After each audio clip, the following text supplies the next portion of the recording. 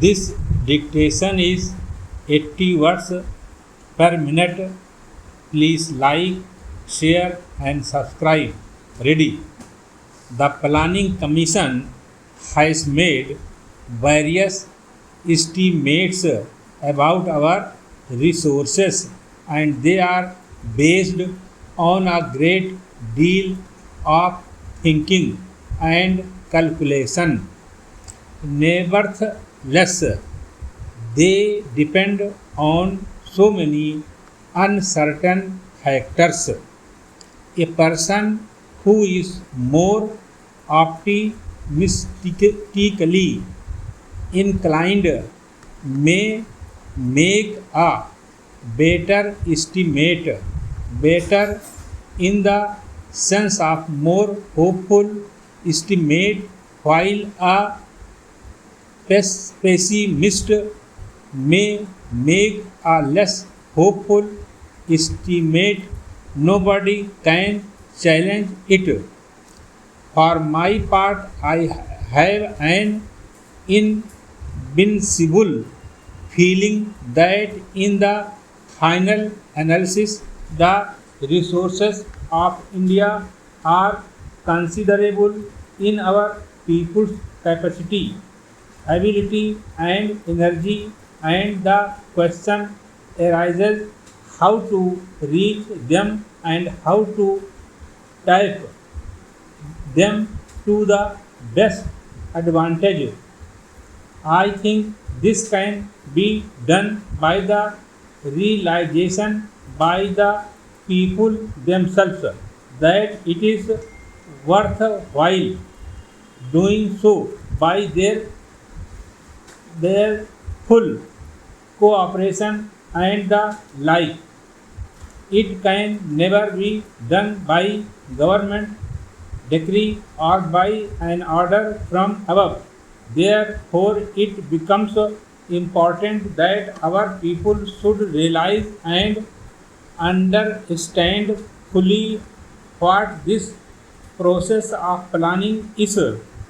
Therefore, we tried to a considerable extent to get the cooperation of as many people as possible, even at the district level, apart from a large number of groups of various kinds. I think it may be well said that India is very conscious of planning today. I was reading a Horner, Horner's book the other day in which he says that in India you cannot get away from this planning business. He had written it in slight irritation.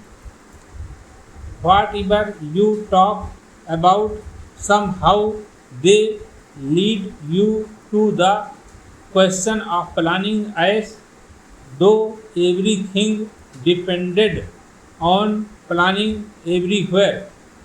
Well, whether his irritation was justified or not, I was glad to read that a person with no great sympathy for what we were doing felt en- en- enveloped by some kind of an atmosphere of planning. Everybody can talk of planning, of course. Everybody who talks of planning may know very little about planning. That is not the point, but it is true that India is very much planning conscious, and I think it is a great gain.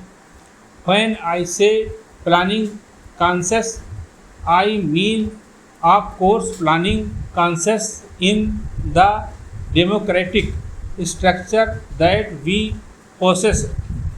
That is, we are proceeding with democratic planning. I am not criticizing any country that may not plan or any country that plans in some other way, authority, authoritarian, or some other way. It is none of my business to criticize other countries. They were they have to meet their problems, and it is up to them to decide how to meet them.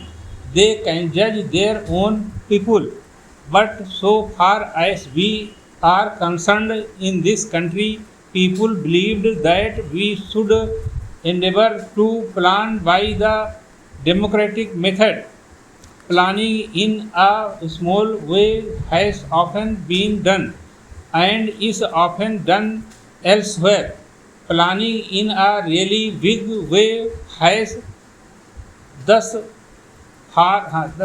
thus far only been done more or less by the authoritarian approach, and the question arises how far a non-authoritarian and democratic approach can succeed in this kind of planning.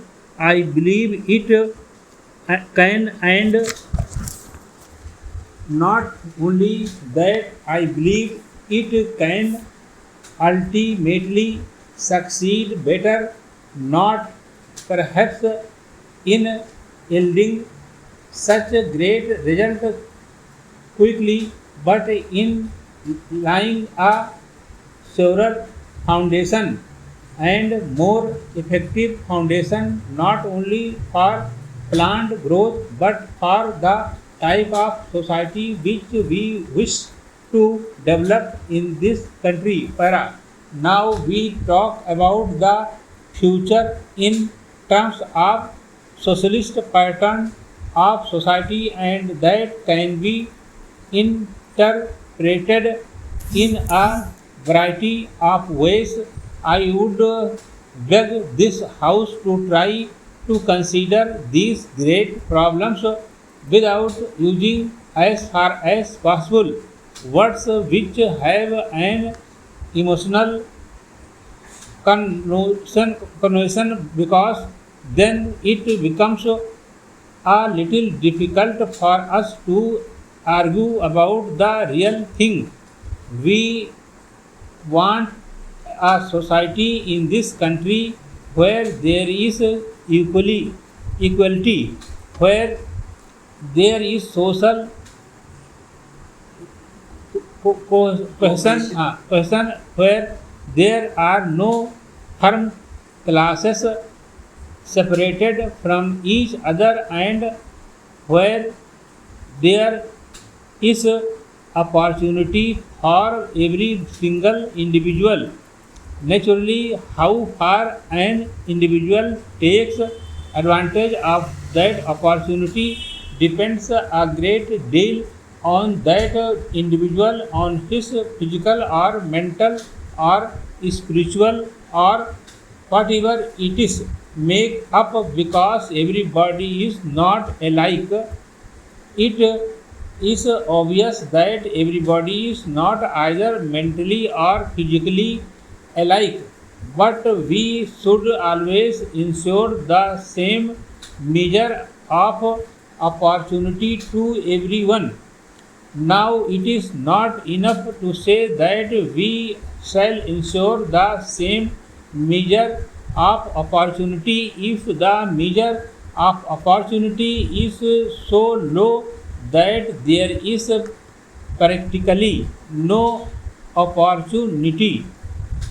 It then does little good to say that everybody is getting the same measure of opportunity. It is not much good saying that everybody has the same measure of opportunity on poverty level, because that means lack of opportunity to everybody.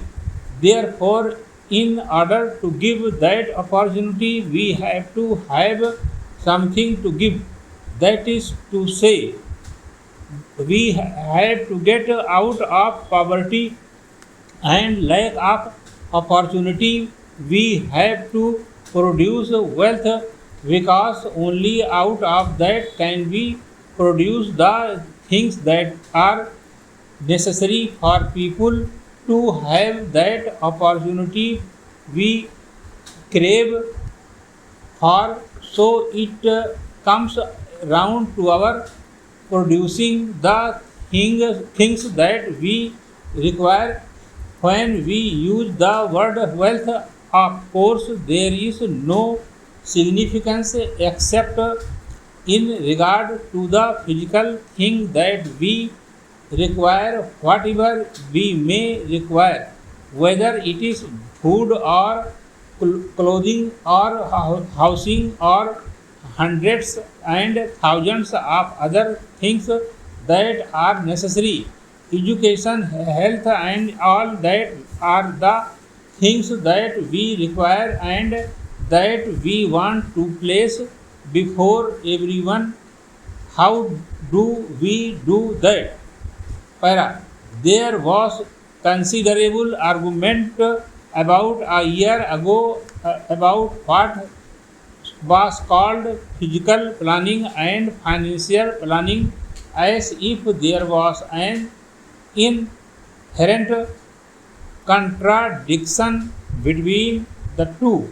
Many people thought that the use of this term physical planning was dangerous and was meant to turn our approach in a wrong and harmful direction. Now I do not understand how there can be any planning of any kind without physical planning. Obviously, whatever you may plan, you have to plan for the goods. You have to plan for food. Full stop.